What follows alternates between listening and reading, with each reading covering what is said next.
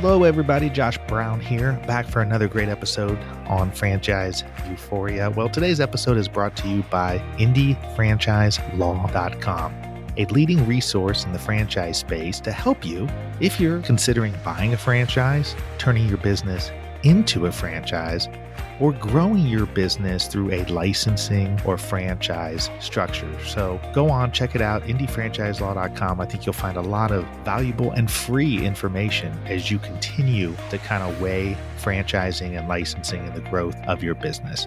Without further ado, I hope you enjoy today's episode.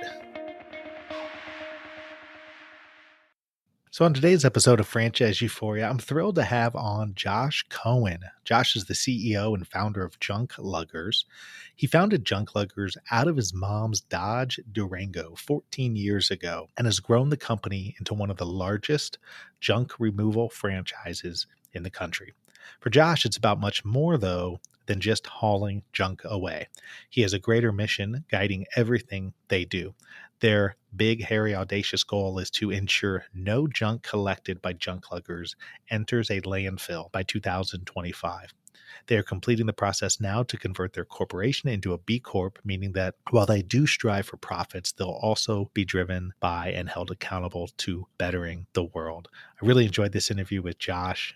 Obviously, there's other junk hauling companies out there, but Junkluggers seems to really take the environment and their surroundings very seriously, and they are conducting their business and growing their business with also being extremely environmentally conscious. So hope you enjoyed this interview with Josh Cohen. Hello, Josh. Welcome to Franchise Euphoria. How you doing? Good. Thanks for having me. Glad to be here. Well, there's nothing more that I love than having somebody who hauls around junk come on the show and talk about it. As you're the founder and CEO of Junkluggers franchise system, what is Junkluggers? So we are the leader in sustainable junk removal. And what that means is while we haul away things that people no longer want or need, we go above and beyond to separate items for donations, recycling, upcycling, to avoid as many items going into landfills as possible. So that's fascinating. I didn't even because I think people have heard of 1-800-JUNK, right? I mean, Who's that's that? are they a competitor of yours or? Yeah, they're direct competition. Okay. How long have you been doing this now? I've been at it since I was 21, so 15 years. Just hit 15 years last week, actually. Wow. So talk a little bit, because I want to talk about the entire model, sort of what you do. You already hinted a little bit at the sustainable part, which I think is a little bit of a differentiator. But what were you doing? When was the moment when you sort of came up with your mind that, wow, I think there's a great business opportunity in hauling away junk? Yeah, so I think my story, at least in terms of my career, is a little unique in that I've never really had a real job outside of this. And what I mean by that is I was a junior in college. I was studying abroad in Australia, and a bunch of friends and we were drinking boxed wine around a campfire. And a friend said he made $100 hauling away his neighbor's refrigerator. And I was a poor college student at the time. I thought that was a great idea. Why couldn't I get to work doing that? And it just stuck with me. And as soon as I got home, I was still living at home for the summer, printed out some flyers from my parents' computer. 21-year-old college student wants to help you haul away your junk and then bring items to Goodwill to be recycled and then the rest to the dump. And I literally just went door to door in my neighborhood handing them out and got started hauling with my mom's Dodge Durango SUV. And that was how it all began. And where was this geographically? I was in Trumbull, Connecticut. Okay. So you're hauling it away in your mom's Durango. Yep. And probably at some point thereafter you thought, well, if I can get more people and get a bigger truck and have more space, then there's probably a whole lot of junk out there, a whole lot more junk that I can move. Right. I mean, I just didn't think that, my small corner of the world was so unique from many other parts of the country or the world. And I thought, if we can do this here, why can't we do this all over the place? And so what was your move at that point? I mean, you're a young kid, right? I mean, you're 21 years old. You're probably just excited that, man, this is great. I'm hauling around junk and people are paying me to just move stuff. At what point or how long did you do that for before you really started thinking about a business model or more of a business model? I'm a hustler and a mover and a shaker, and I constantly am finding myself trying to raise the bar, and that's one of our core values at Junkluggers. And so it seemed like at every time that we would get to, servicing a new town or a new county, or I would get a new truck, or just I was just thinking about, all right, what's next? And so what we did was for about 9 years, we didn't franchise right away, even though it was something early on that one of my customers had pointed out, hey, this could be a great franchise concept. But I wanted to get the model right, and so we spent about 9 years, basically all of my 20s, expanding the business throughout basically the greater metro New York City area. So I remember, I'm a runner. I would run and I would constantly be thinking in my head, if we can make it here, we can make it anywhere. And that's when I had already moved to New York City. And so we launched in New York City about 4 years after opening. And then over the next 5 years, expanded throughout the suburbs of New Jersey, Long Island, and more of Connecticut and Westchester. And really, again, the goal was to get the model right, because I feel a huge sense of responsibility, even today, that if potential franchisees, franchise partners come into the business and they're going to invest some or all of their life savings into this, we wanted to get it right. Did you go into New York City, or were you sort of in the Long Island, some of the outskirts?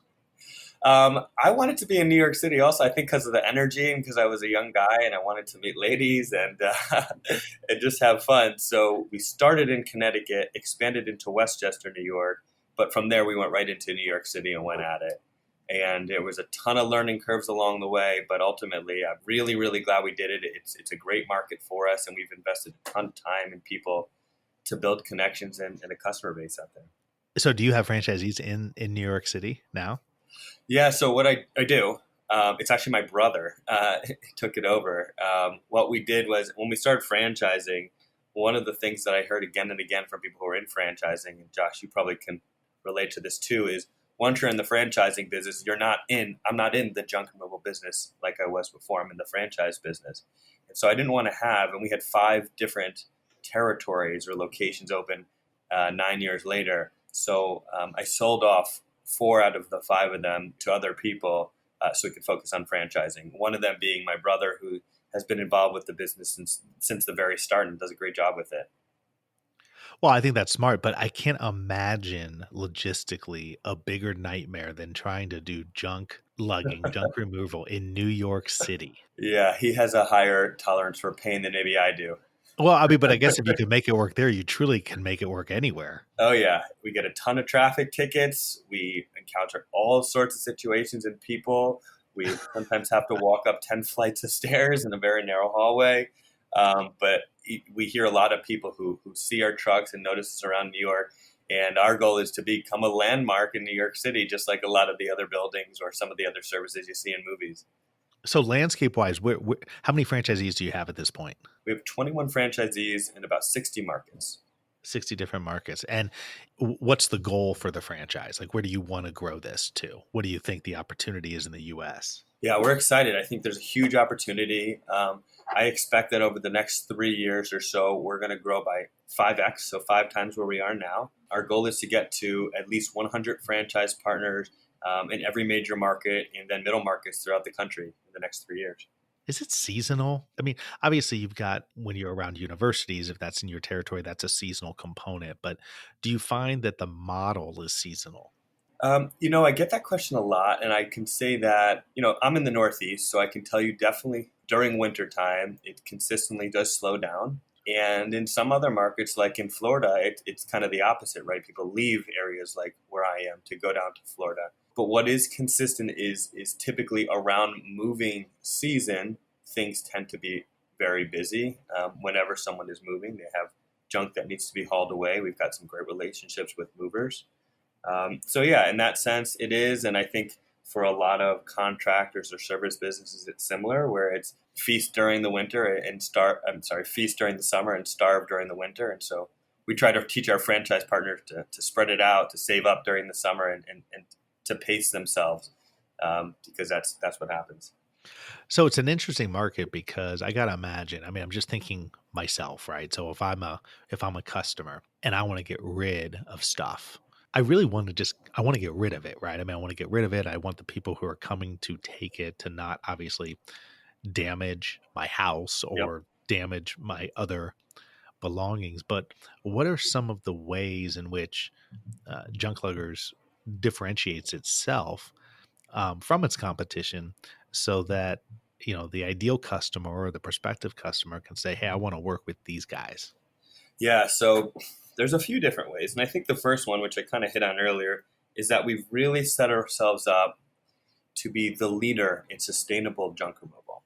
And what that means for a residential customer is that we've built it in the core of what we're about as a company, our mission, the people who join the company and our training. It all revolves around making sure that people's items, the stuff that they want hauled away, which is usually stuff they don't want anymore, um, is not just thrown in the trash if it doesn't need to be. Because just because it's now junk to them, in their heads it really isn't. And as an example, we may haul away grandma's kitchen table, right? The family sat around that kitchen table for 40 years.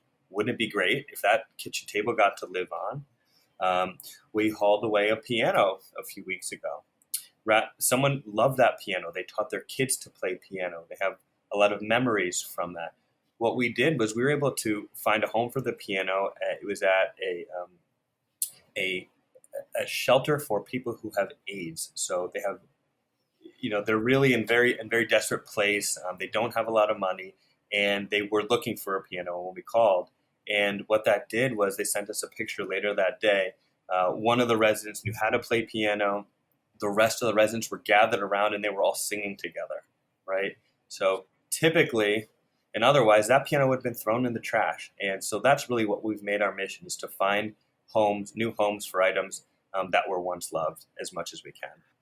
And then is there, I mean, when you take something and one person's junk may be another person's treasure, right? And you're kind of alluding at that, getting it to places where it could be of use. But is there a business component to that too? I mean, do you guys take people's stuff and then sell it sometimes? I mean, is that another way for a franchisee to make money, or is it just a transaction between hauling away the junk and then you may find another place for it, but usually it's for a worthy cause?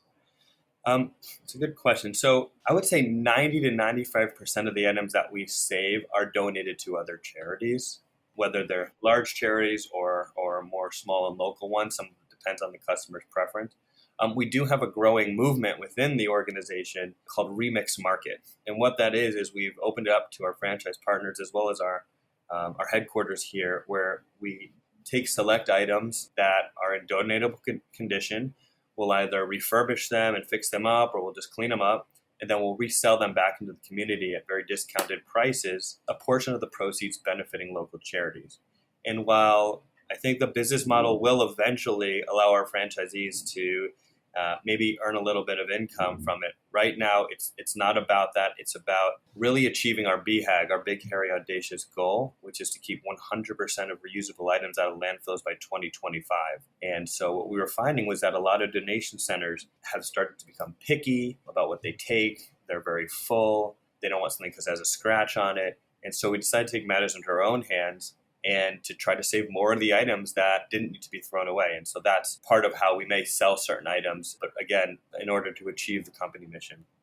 Well, it's interesting because even on my podcast, on this podcast, I've had, I think, one or two junk removal companies. I mean, it's a very popular and interesting concept. Everybody kind of has their own sort of twist on it. Mm-hmm. Uh, for you, who's the ideal franchisee that you'd be attracting? I mean, who's the ideal, if you had the pick to say this person, this type of person is perfect for this kind of franchise?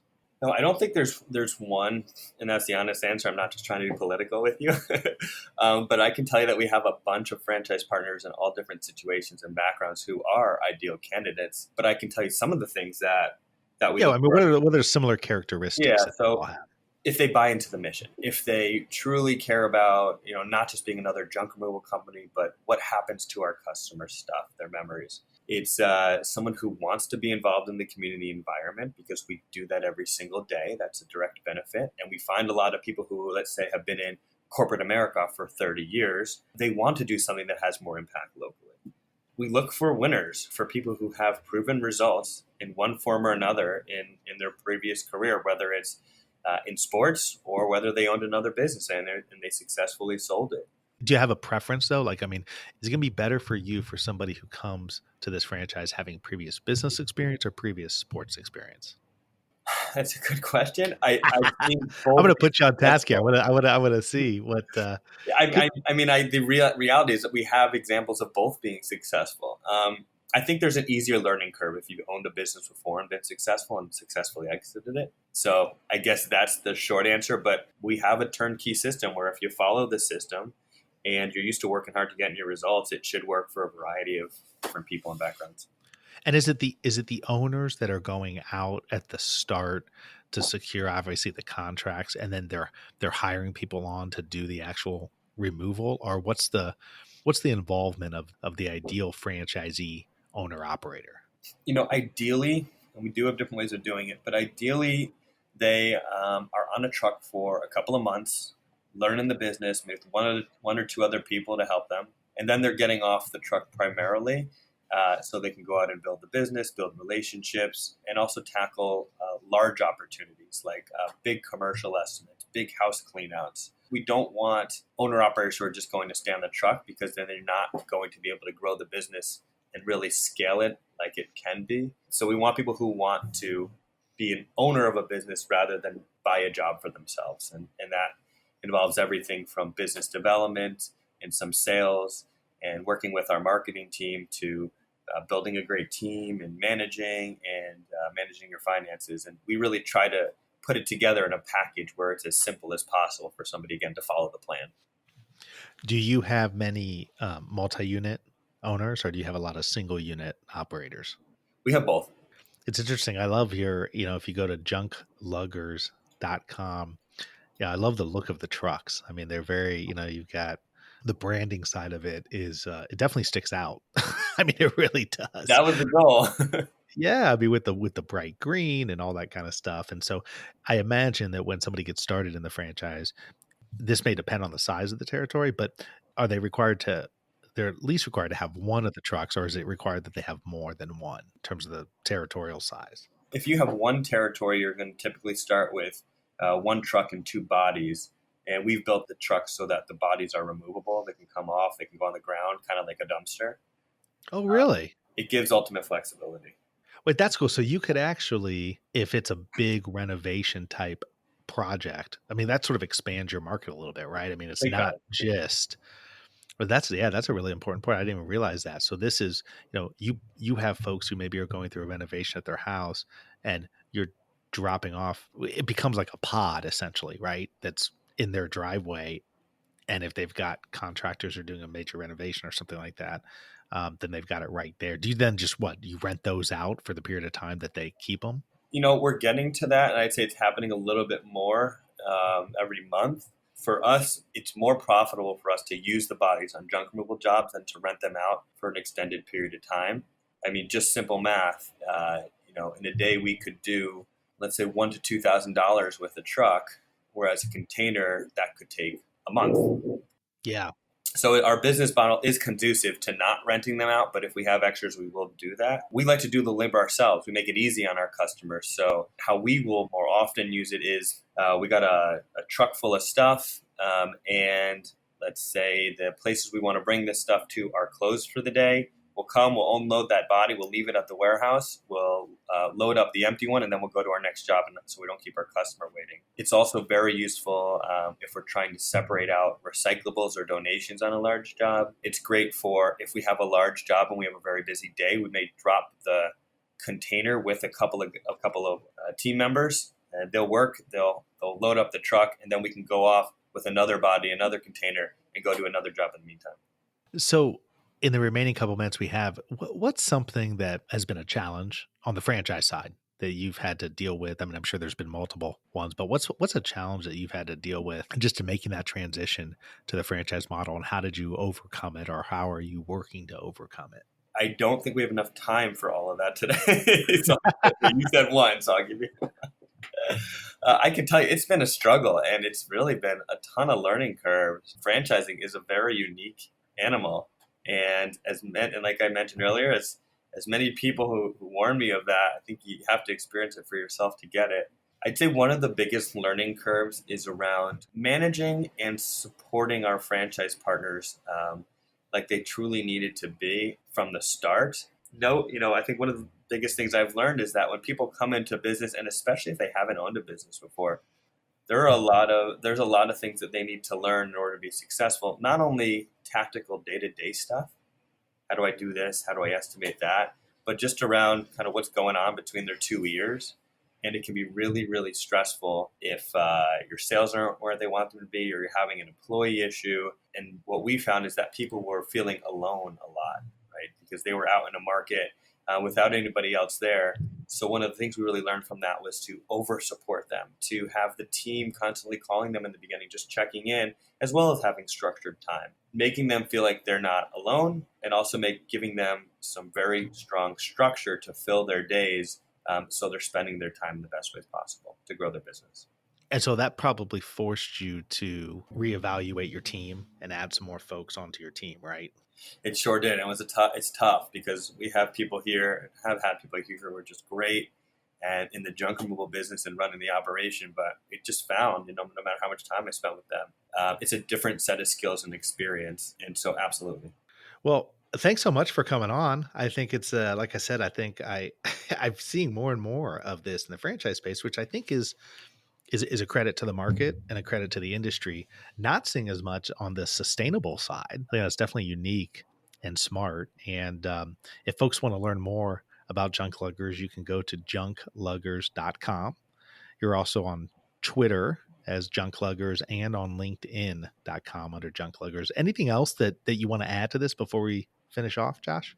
Yeah, thank you everybody for listening. And if anybody wants to ever reach out, I'm happy to share my experiences and help people cut the learning curve. My email is josh@junkluggers.com. And for anybody who may be interested in exploring a franchise with us, we are growing leaps and bounds. We have a great system here, an amazing team, and we'd love to talk to you to see if this may be a good fit. Junk removal is not going anywhere. I can tell you that. People have too much junk, and they are always going to need people to help them. It's only getting worse, isn't it? Right. It's only getting worse. That's great for business. Well, thanks so much, Josh. I appreciate you coming on. Thank you. Thank you so much for tuning in for another episode of Franchise Euphoria. If you enjoyed this episode or have enjoyed the podcast in general, I would really appreciate it if you could go to iTunes and leave me a rating and review. It really helps to get this podcast out to more and more people. So the easy way to do it is go to iTunes and in the search box, put in Franchise Euphoria. You will then see my cover art, and you click on my smiling face that says Franchise Euphoria, and then click on the link that says ratings and reviews. It's that simple, but boy, oh boy, does it mean the world to me when people leave ratings and reviews. And like I said, it really helps get the show out there. Once again, would love it if you would go to iTunes and leave a rating and review if you enjoyed this episode or other episodes of the show. And until the next time, happy franchising.